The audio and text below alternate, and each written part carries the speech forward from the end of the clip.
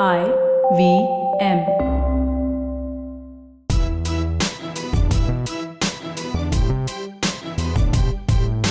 I'm Zarina Poonawalla, host of the Empowering Series podcast on the IVM network. I am your peak performance coach and leadership coach, and I'm here to share with you productivity tools, life-altering techniques, and real-life hacks to help you achieve your maximum potential in everything you do, in your relationships, professions, and most importantly, your life. So let's thrive, grow, and evolve together, one episode at a time.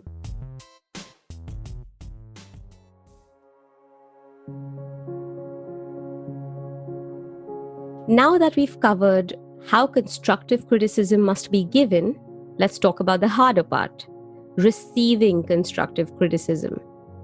None of us like to be criticized or told what we are bad at, right?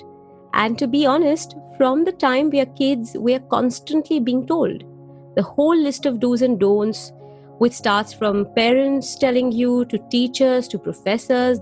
And if that's not enough, then bosses. And if that's not enough, your partner or spouse can be extremely draining as well. But sometimes you've got to remind yourself that no matter their intentions, feedback can be great for you if you let it. Especially as leaders and torchbearers, this is one of the most powerful tools that you can use to evolve professionally and personally, both. So here are a few steps to ace the act of receiving feedback and doing it like a champion. First, watch your instant reaction. Pause and process. The minute you know your boss has called you in for a review or feedback session, you're already mentally prepared to strike back with your defense mechanism, aren't you? You have pre-decided that your boss is going to find faults in you and talk you down. Then you walk in, and at the first sign of criticism, you are all guarded and ready to defend your honor. Isn't that true? But hey, that's your instant reaction. You want to snap back or make a facial expression. It's you in denial without a pause or a thought. So the first rule is to receive feedback with an open mind. And before you want to desperately react, pause a second and let yourself process that information. If you need more help, go ahead and condition your mind to understand what's coming your way is positive and it's coming with a good intention. Now, this will help wave off the negativity right at the beginning of this process. So before you do anything else, stop. Really. Try not to react at all. You'll have at least 1 second to stop your reaction. And when you do that, pause and process. Don't take it personally. Remember that reaction you give is from taking things personally, like someone is out to get you or sabotage your honor. And while that may be true sometimes, you need to tell yourself this is not a personal attack. It's an opportunity for you to grow, upskill, become more efficient. And as human beings, we are always going to have room for error and scope for improvement. So stop denying yourself this opportunity and think of how strong you could be if you were more accepting of constructive criticism.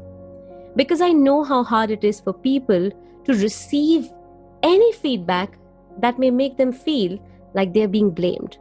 But that's not always the case. And know this, even the person you dislike or hate may be capable of giving you some great feedback.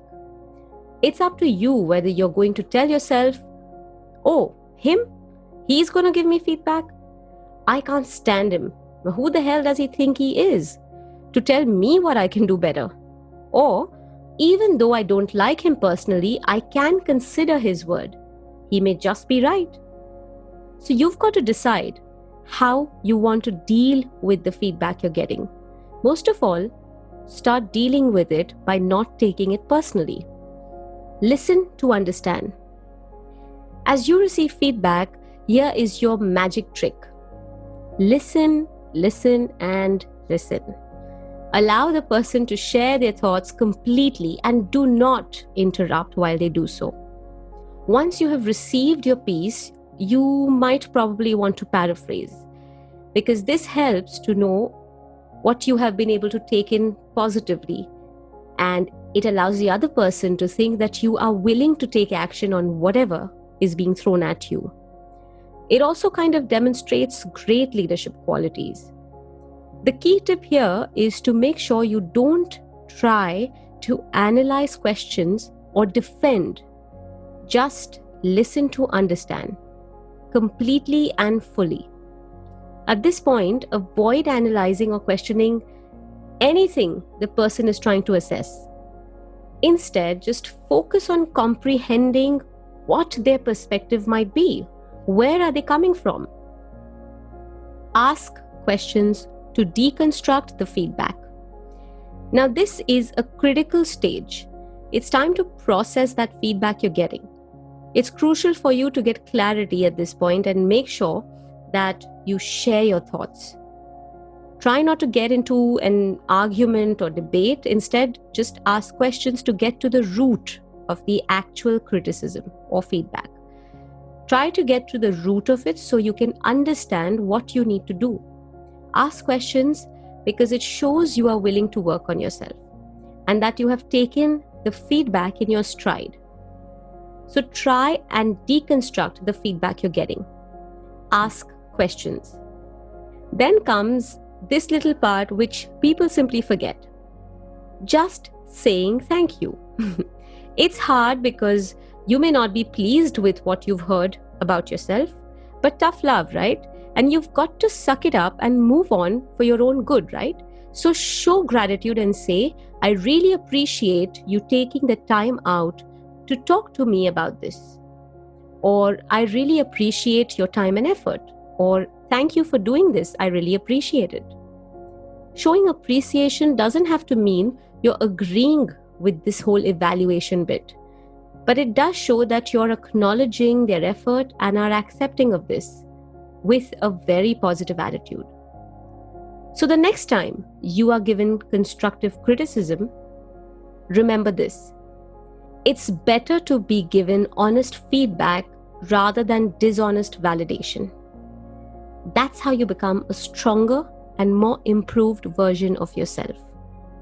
So take it, absorb it, acknowledge it, and work on it.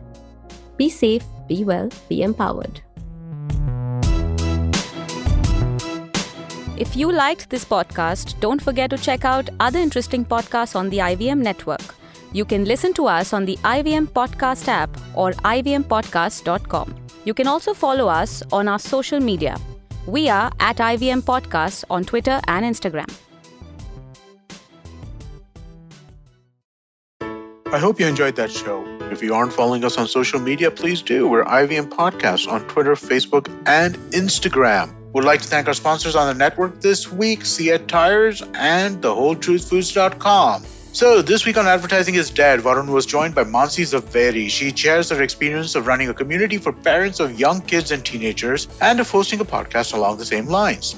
Gauri Devidayal was joined by Divya Thani on This Round Is On Me. Divya works as a global editorial director with Condé Nast Traveler. They discuss the good, the bad, and the ugly of a travel writer's job. On Candid Kanan, Sid is in conversation with Adarsh Gaurav, who recently scored a BAFTA nomination for his role in the Netflix adaptation of The White Tiger. They talk about his role in the show, life pre- and post-stardom, and so much more. On Nagla Station Adulthood, Ritash and Aichi talk about the precious time and opportunities lost to the lockdown and share their post-COVID wish list. When it comes to cricket this season, we have you covered. In English, we have Edges and Sledges, which do their show live on YouTube. They look for announcements over there. And for our Hindi listeners, we have Khel Neeti, hosted by Rajiv Mishra and ex-Indian cricketer Sabah Kareem. This show is live streamed on YouTube every day at 9:15. Definitely do check these out and hope to see you again next week. पेश खिदमत है आपकी शान में हमारे अंजुमन से. Hi, I am Sadaf. And I'm Arshit. खाने का इतिहास, economics, policy, psychology, सब है मेन्यू पे. Only on the Nankali podcast every Wednesday. सिर्फ IVM podcast app या वेबसाइट पर या फिर जहां से भी आप अपने पॉडकास्ट सुनते हो.